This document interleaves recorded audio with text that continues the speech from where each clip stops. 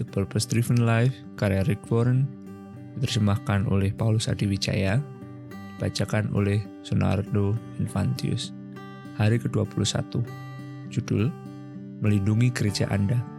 Ayat untuk judul dari Efesus 4, ayat 3, berusahalah sungguh-sungguh untuk hidup dengan damai, supaya kesatuan yang diciptakan oleh Roh Allah tetap terpelihara. Dan dari Kolose 3 ayat 14, terutama sekali jadikanlah kasih sebagai penuntun hidup saudara, sebab dengan demikian seluruh jemaat akan bersatu dalam keselarasan yang sempurna. Menjaga kesatuan gereja Anda merupakan tugas Anda. Kesatuan di dalam gereja begitu penting sehingga Perjanjian Baru memberikan lebih banyak perhatian untuk hal itu ketimbang untuk surga ataupun neraka. Allah sangat menginginkan agar kita mengalami kesatuan dan keharmonisan satu sama lain. Kesatuan adalah jiwa persekutuan.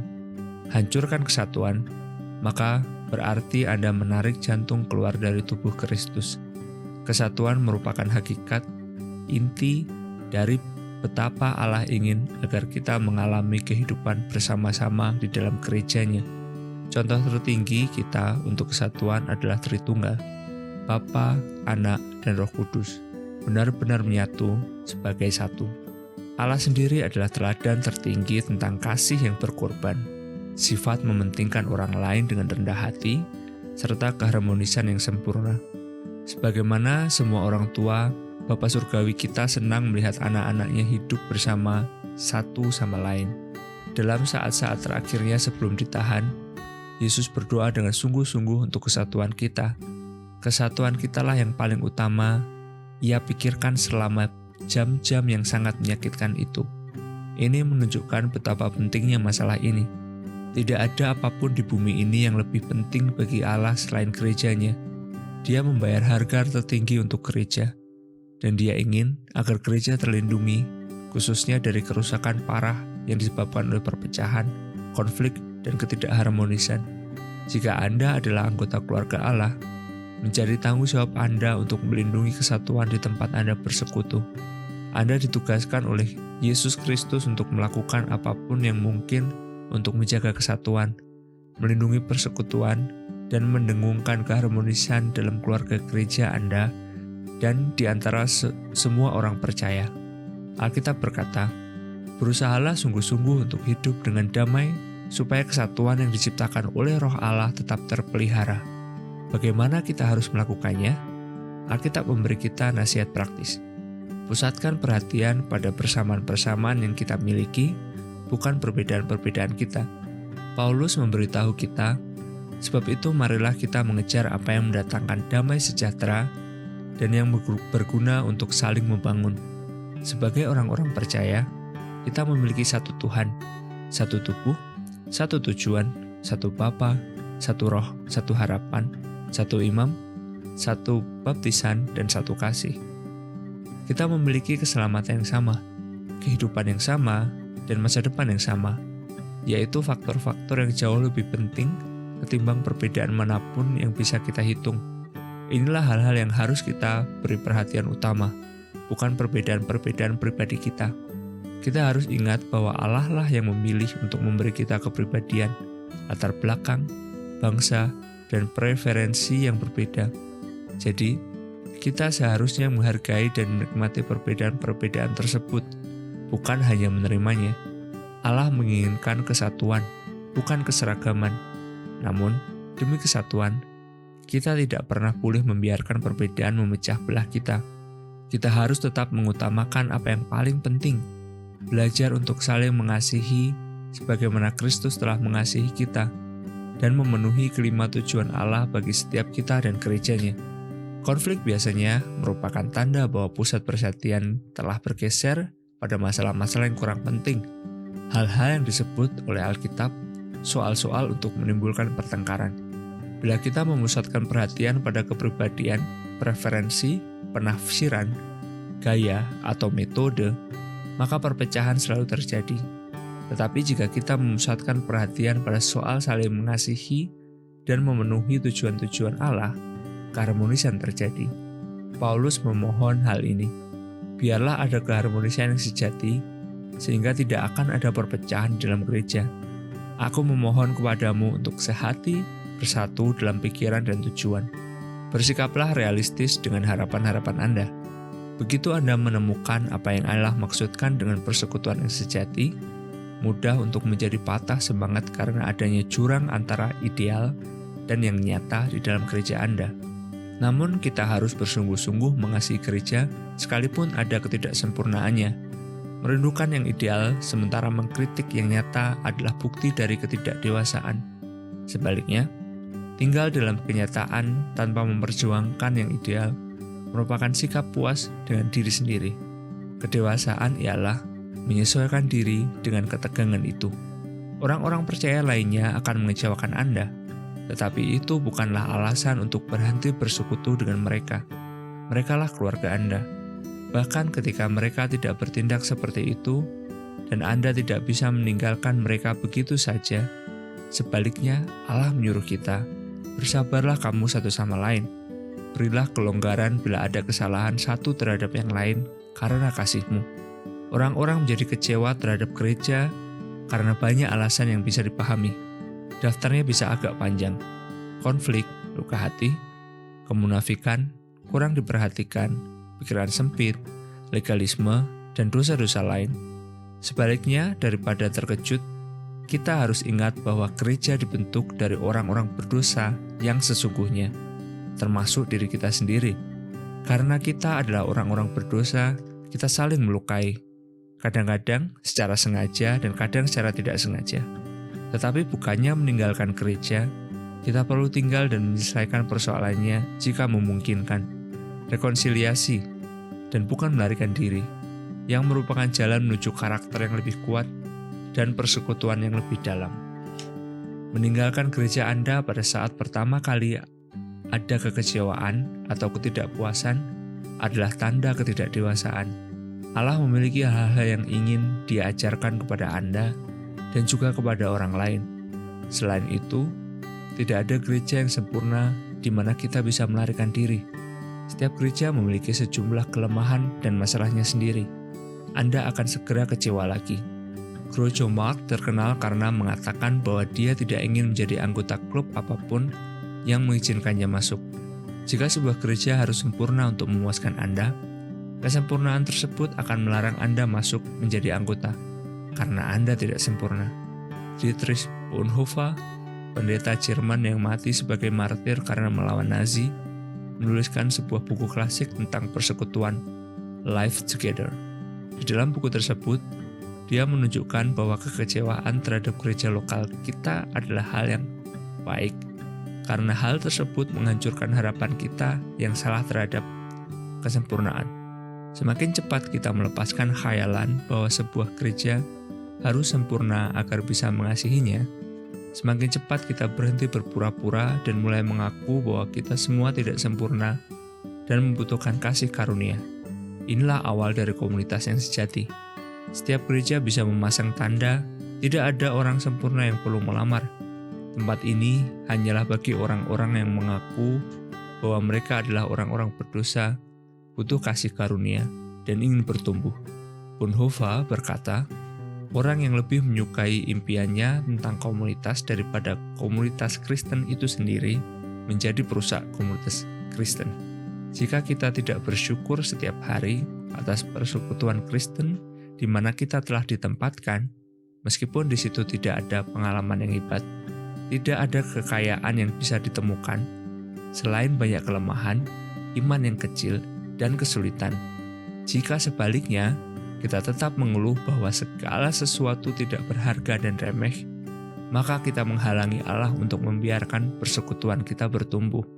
Pilihlah untuk membangkitkan semangat dan bukan mengkritik.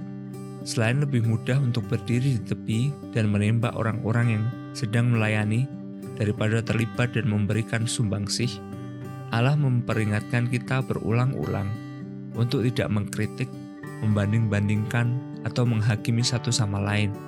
Bila Anda mengkritik apa yang sedang dikerjakan oleh orang percaya lainnya dengan iman dan karena keyakinan yang tulus, berarti Anda mencampuri urusan Allah. Hak apa yang kamu miliki untuk mengkritik hamba-hamba orang lain? Hanya Tuhan mereka yang bisa memutuskan apakah mereka sedang melakukan sesuatu yang benar. Paulus menambahkan bahwa kita tidak boleh menghakimi atau meremehkan orang-orang percaya lain yang keyakinannya berbeda dengan diri kita. Jadi mengapa mengkritik tindakan-tindakan saudaramu? Mengapa mencoba membuatnya kelihatan rendah? Kita semua akan diadili suatu hari, bukan dengan standar kita satu sama lain atau bahkan standar diri kita sendiri, tetapi dengan standar Kristus. Pada saat saya menghakimi orang percaya lainnya, 4 hal segera terjadi. Saya kehilangan persekutuan dengan Allah. Saya mengungkapkan kesombongan dan rasa tidak aman saya sendiri. Saya menjadikan diri saya sendiri dihakimi oleh Allah. Dan saya mengganggu persekutuan gereja. Suka mengkritik adalah sifat buruk yang merugikan. Alkitab menyebut iblis pendakwa saudara-saudara kita. Pekerjaan iblis ialah menyalahkan, mengeluh dan mengkritik anggota-anggota keluarga Allah. Kapanpun kita melakukan hal yang sama, kita sedang tertipu untuk melakukan pekerjaan iblis bagi dia. Ingat, orang-orang Kristen lain tidak peduli seberapa besar Anda tidak sepakat dengan mereka. Bukanlah musuh yang sesungguhnya. Saat kita mulai membandingkan atau mengkritik orang-orang percaya lainnya, adalah saat yang seharusnya digunakan untuk membangun kesatuan persekutuan kita. Allah mengatakan, marilah kita sepakat untuk menggunakan segala tenaga kita bagi kehidupan yang rukun satu sama lain. Tolonglah orang lain dengan kata-kata yang membangun. Jangan melemahkan mereka dengan mencari-cari kesalahan, menolak mendengarkan gosip. Gosip adalah menceritakan informasi ketika Anda bukan bagian dari masalahnya dan juga bukan bagian dari pemecahannya. Anda mengetahui bahwa menyebarkan gosip itu salah, tapi Anda sebaiknya juga tidak mendengarkannya jika Anda ingin melindungi gereja Anda. Mendengarkan gosip adalah seperti menerima harta curian, dan itu membuat Anda bersalah sama seperti penjahatnya. Pada saat seseorang mulai bergosip kepada Anda, milikilah keberanian untuk berkata, "Tolong hentikan, saya tidak perlu mengetahui hal itu." Sudahkah Anda berbicara langsung kepada orang tersebut? Orang-orang yang bergosip kepada Anda juga akan bergosip tentang Anda. Mereka tidak dapat dipercayai. Jika Anda mendengarkan gosip, Allah berkata bahwa Anda adalah seorang pembuat onar. Pembuat onar mendengarkan pembuat onar. Inilah orang-orang yang memecah belah gereja, yang hanya memikirkan diri mereka sendiri. Adalah menyedihkan bahwa dalam kawanan domba Allah, luka-luka terbesar biasanya datang dari domba-domba lain, bukan serigala.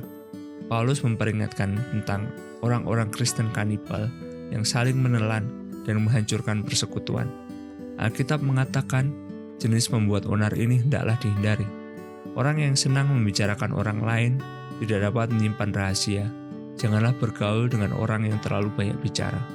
Cara tercepat untuk mengakhiri sebuah konflik di gereja atau di kelompok kecil adalah dengan penuh kasih menghadapi orang-orang yang sedang bergosip dan mendesak mereka untuk menghentikannya. Salomo menunjukkan, api padam karena kehabisan bahan bakar, dan ketegangan lenyap apabila tidak ada lagi hasutan. Melaksanakan metode Allah bagi penyelesaian konflik.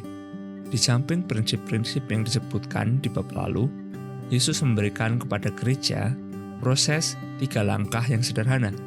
Apabila saudaramu berbuat dosa, tegurlah dia di bawah 4 mata. Jika ia tidak mendengarkan engkau, bawalah seorang atau 2 orang lagi, supaya atas keterangan 2 atau 3 orang saksi, perkara itu tidak disangsikan. Jika ia tidak mau mendengarkan mereka, sampaikanlah soalnya kepada jemaat. Selama konflik, lebih menarik rasanya untuk mengeluh pada pihak ketiga daripada dengan berani mengatakan kebenaran di dalam kasih kepada orang yang terhadapnya Anda kecewa. Ini menjadikan masalah bertambah buruk. Justru, Anda seharusnya langsung pergi kepada orang yang terlibat. Konfrontasi pribadi selalu merupakan langkah pertama, dan Anda seharusnya melakukannya sesegera mungkin. Jika Anda tidak mampu untuk memecahkan masalah di antara kalian berdua, langkah berikutnya adalah mengajak 1 atau 2 orang saksi untuk membantu memperjelas masalah tersebut dan mendamaikan hubungan. Apa yang harus Anda kerjakan jika orang tersebut masih keras kepala? Yesus mengatakan untuk membawa soal itu kepada jemaat. Jika orang tersebut tetap menolak untuk mendengarkan, Anda perlu memperlakukan orang tersebut seperti orang yang belum percaya. Dukunglah gembala sidang dan para pemimpin Anda. Tidak ada pemimpin-pemimpin yang sempurna, tetapi Allah memberi mereka tanggung jawab dan otoritas untuk memelihara kesatuan gereja. Pada waktu konflik antar pribadi, tugas itu merupakan pekerjaan yang tidak dihargai.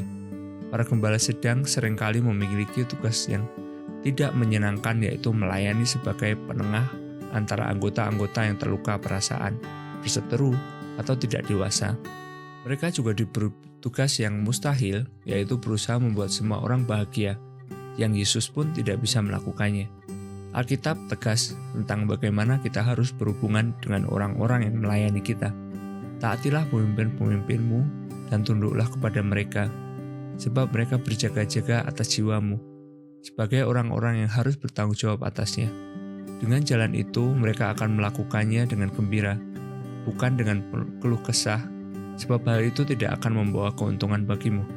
Suatu hari, para gembala sidang akan berdiri di depan Allah dan memberikan suatu pertanggungjawaban tentang seberapa baik mereka menjaga Anda. Mereka berjaga-jaga atas jiwamu, sebagai orang-orang yang harus bertanggung jawab atasnya. Tetapi Anda bertanggung jawab juga. Anda akan memberikan pertanggungjawaban kepada Allah tentang seberapa baik Anda mengikuti para pemimpin Anda. Alkitab memberikan kepada para gembala sidang sebagai petunjuk yang sangat spesifik tentang bagaimana berurusan dengan orang-orang yang bersifat memecah belah di dalam persekutuan. Mereka harus menghindari perdebatan, dengan lembut mengajar para penentang sambil mendoakan mereka agar berubah. Memperingatkan orang-orang yang suka berdebat, memohon agar dijaga keharmonisan dan kesatuan, menegur orang-orang yang tidak menghormati pemimpin, dan menyingkirkan orang-orang yang bersifat memecah belah dari gereja kita jika mereka mengabaikan dua peringatan. Kita melindungi persekutuan bila kita menghargai orang-orang yang melayani kita dengan memimpin. Para gembala sidang dengan penatua membutuhkan doa, dukungan, penghargaan, dan kasih kita. Kita diperintahkan supaya kamu menghormati mereka yang bekerja keras di antara kamu, yang memimpin kamu dalam Tuhan, yang menegur kamu, dan supaya kamu sungguh-sungguh menjunjung mereka dalam kasih karena pekerjaan mereka. Saya menantang Anda untuk menerima tanggung jawab melindungi dan meningkatkan kesatuan gereja Anda.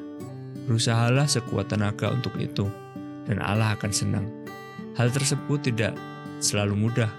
Kadang-kadang Anda harus melakukan apa yang terbaik bagi tubuh itu, bukan bagi diri Anda sendiri, dengan menunjukkan preferensi pada orang lain. Inilah satu alasan mengapa Allah menempatkan kita di dalam sebuah keluarga gereja, yaitu untuk belajar tidak mementingkan diri sendiri. Dalam komunitas, kita belajar mengatakan kita, bukan saya, dan milik kita, bukan milik saya. Allah berfirman, jangan seorang pun yang mencari keuntungannya sendiri, tetapi hendaklah tiap-tiap orang mencari keuntungan orang lain. Allah memberkati gereja-gereja yang bersatu. Di gereja Saddleback, setiap anggota menandatangani sebuah perjanjian yang mencakup sebuah janji untuk melindungi kesatuan persekutuan kami. Hasilnya, gereja tidak pernah mengalami konflik yang memecah persekutuan. Yang tidak kalah pentingnya, karena persekutuan tersebut bersatu dan penuh kasih, banyak orang ingin menjadi bagian darinya. Dalam kurun waktu 7 tahun, gereja Saddleback telah membaptis lebih dari 9.100 orang percaya baru. Ketika Allah memiliki sejumlah orang percaya, bayi yang hendak dia lahirkan, dia mencari gereja terhangat yang bisa dia temukan untuk berfungsi sebagai inkubator. Apakah yang sedang Anda kerjakan secara pribadi untuk membuat keluarga gereja Anda lebih hangat dan penuh kasih? Ada banyak orang dalam komunitas Anda yang sedang mencari kasih dan tempat untuk menjadi anggota. Kenyataannya ialah semua orang butuh dan ingin dikasihi. Dan ketika orang-orang menemukan sebuah gereja di mana para anggotanya dengan tulus saling mengasihi dan saling memperhatikan, Anda mungkin harus mengunci pintu untuk mencegah mereka menyerbu. Pokok untuk direnungkan adalah tanggung jawab saya untuk melindungi kesatuan gereja saya. Ayat untuk diingat, Roma 14 ayat 19. Marilah kita mengejar hal-hal yang berguna untuk keharmonisan dan pertumbuhan persekutuan kita bersama. Pertanyaan untuk dipikirkan, apa yang sedang saya lakukan secara pribadi Untuk melindungi kesatuan di dalam keluarga gereja saya sekarang,